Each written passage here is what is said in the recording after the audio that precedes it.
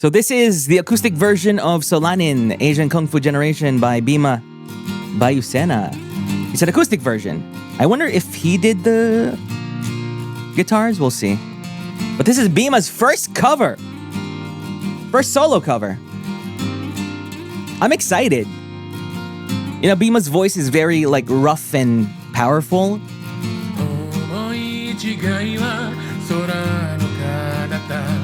Bruh! I feel like I'm listening to an old anime ED or something.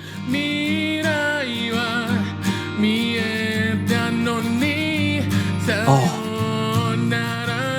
It's so textury. It's so textury but soft and old sounding? Can I say that? It's so sweet. No, old is not what I'm thinking about. I guess vintage is what I'm thinking of.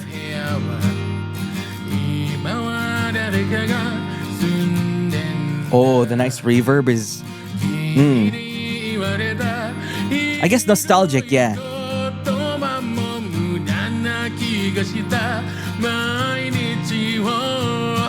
Ooh, the voice crack at the end of the phrase.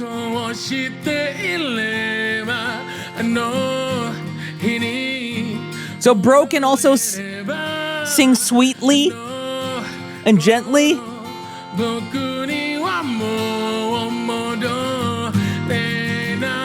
Eee. Sound like a vocal cry.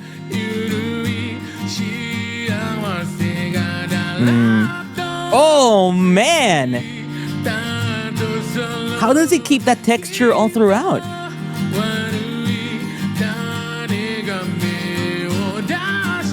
Oh! I love it when he goes high like that. You can really hear, you know, the signature sound of his voice when he goes high.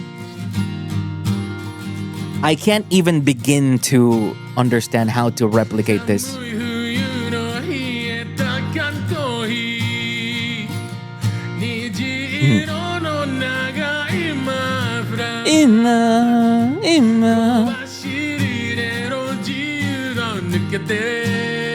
It's so consistent, bro.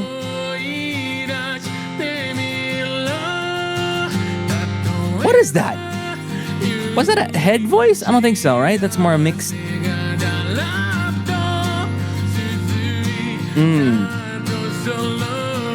I kind of felt like that was some sort of falsetto head voice thing. I love it when he goes high. Bro's vocal anatomy is simply completely different than mine.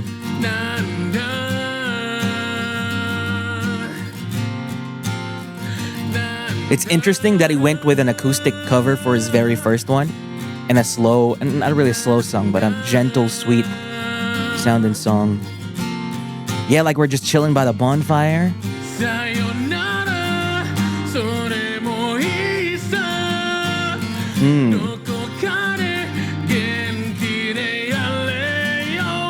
Ooh, it's getting a bit more intense because it's like a bridge.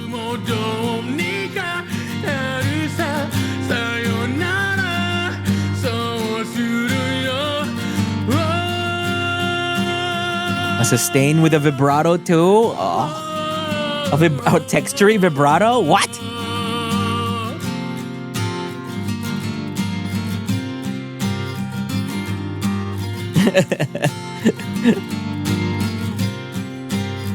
What a nice song. Is it over? I was immersed. How did BIMA immerse me?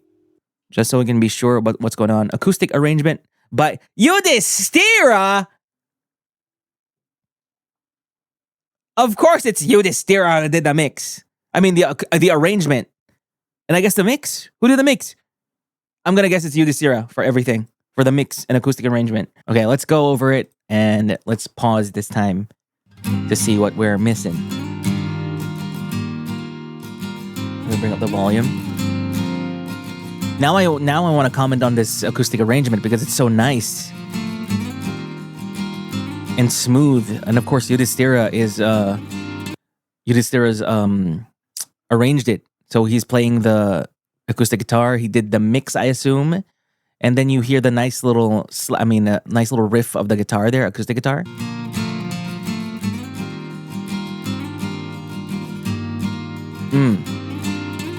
It's nice and pared down, minimalist. So good, bro.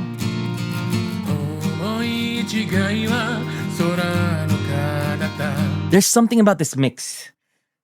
I think it's the mix kind of still preserved the dynamics in his voice, because sometimes when you mix, the prevailing trend right now is to compress the vocals by a lot. Because when you compress the vocals a lot, it becomes smooth and uniform, and you get to hear the quiet parts as well as the loud parts equally. But for this one, when he goes quiet, there's a big, not really a big difference, but it's very noticeable. It preserves the dynamics of his voice. So you can hear it. It's like when it's quiet, it's sayonara dakeno. Then suddenly it just ramps up in volume when he goes high.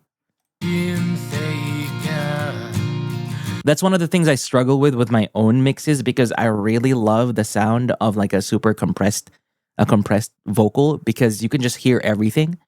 But sometimes when the song demands it, I had a mix done for Renz Admira from long ago, where I did the mix as I usually do, and then he was like, for the chorus, can you keep the dynamics a little bit? So what I did was I backed off on the compression by a bit, so that when he's quiet, it's quiet, and then when it's loud, he goes loud, instead of everything being squashed and compressed.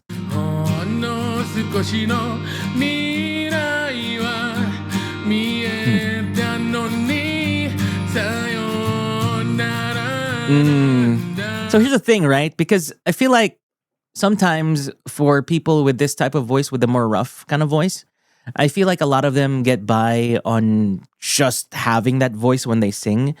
Just the fact that they have that voice kind of makes them pleasant to listen to, or at least unique to listen to. But what I'm hearing here is BIMA can really just sing in general.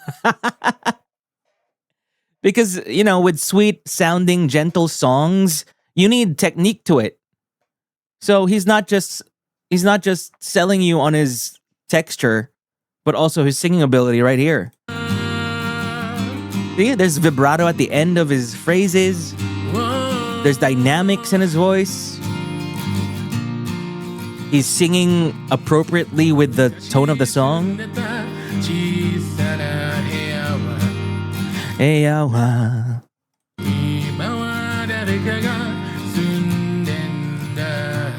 I have a hard time actually with these types of songs, because when a song is softer like this, I tend to slack my jaw when I sing. But also when I slack my jaw, that also kind of sounds like I'm not putting effort into it. And there's a hard balance when you sing softer songs like this, by making sure that it feels like you're putting effort into it, but also you need to be relaxed, right? So this is a hard song to sing, to be honest.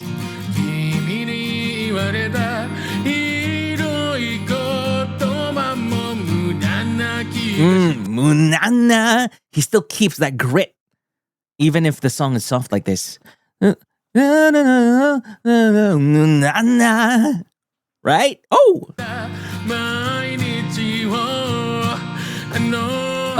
The end. The Pandawa boys love this technique. Right? Whoa. Whoa. That's exaggerated. But the whoa, it gives this impression of vulnerability, fragility.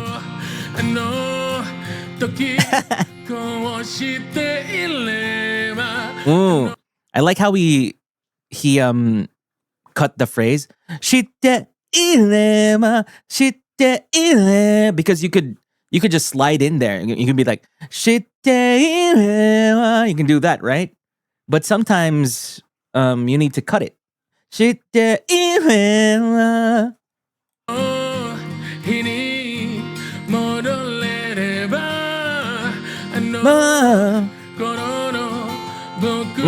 I like it when he Korono, Korono. He trails off like that with a soft vibrato.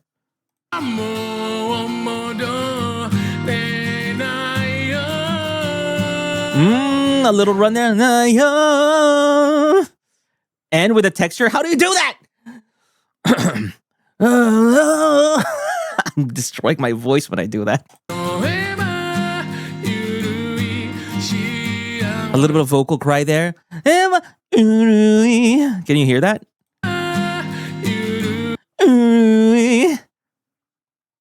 I feel like this is all intentional because he sings great.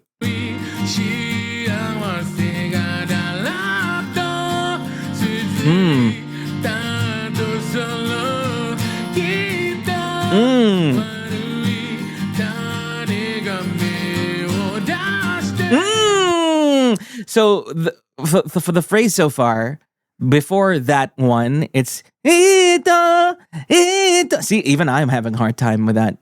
And then there's a contrast with suddenly it's an open vowel. It's like ah, ah, ah. I can't do it. What the hell? What?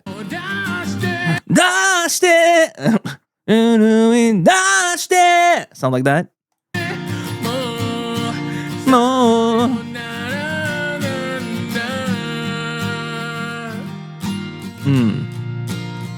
If I try to do BIMA's voice, I use up a lot of air. So I definitely cannot do it all the time.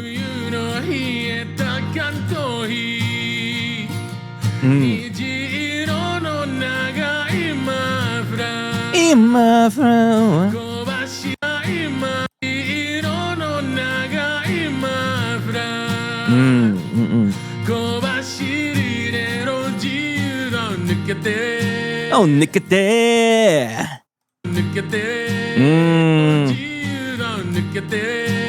He kind of shortened that because you could. This is another thing. You can nikete. You can nikete, but nikete.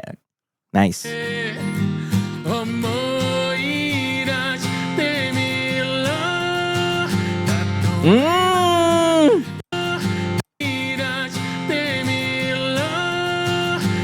Bro, he knows how to place his voice.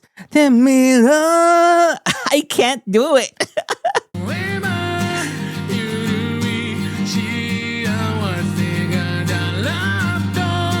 Here we go again. I love it when he goes high.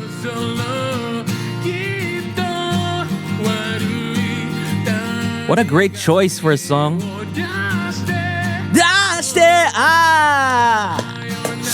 Woo! Thank you for this succulent meal.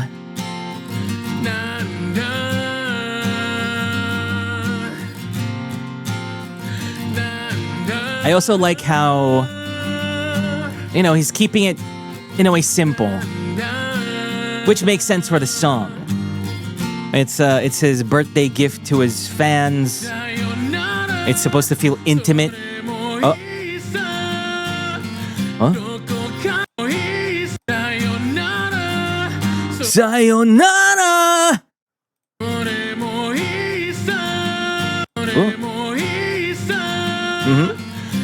The mix is really good because during these parts where he goes up, because when you go high, it becomes like loud, right? That's how you get it. You push the air, you push your diaphragm to get to the high note, especially with his voice. He's keeping that texture with it. But notice that when it goes higher, it doesn't really overpower the mix. In fact, you could feel the volume going down when he goes high.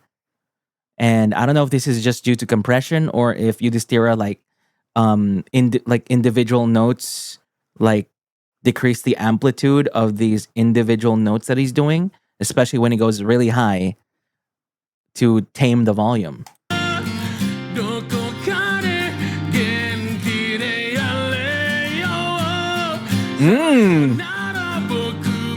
There's increased intensity here. Oh, what did he do there? Whoa! Do you hear that?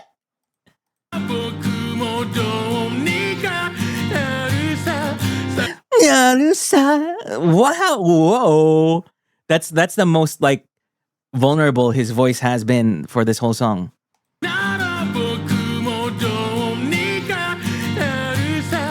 Starts with a vocal crack and then ends with like a soft kind of.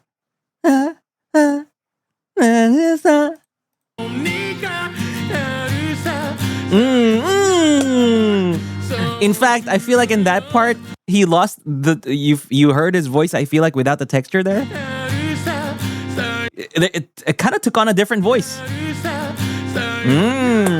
Nice.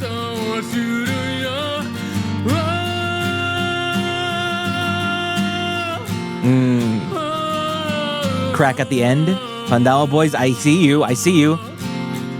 Oh, nice vibrato.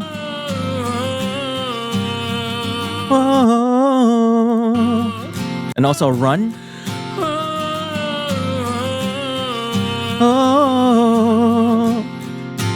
With a little at the end.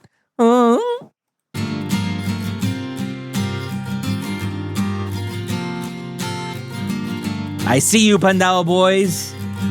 They like doing the Pandawa. Thank you for the meal. It's so good. BIMA, happy birthday to me. Thank you for giving me a birthday gift, BIMA BAYUSENA. I really appreciate it. BIMA. BIMA BAYUSENA. BIMA BAYUSENA. Shamona.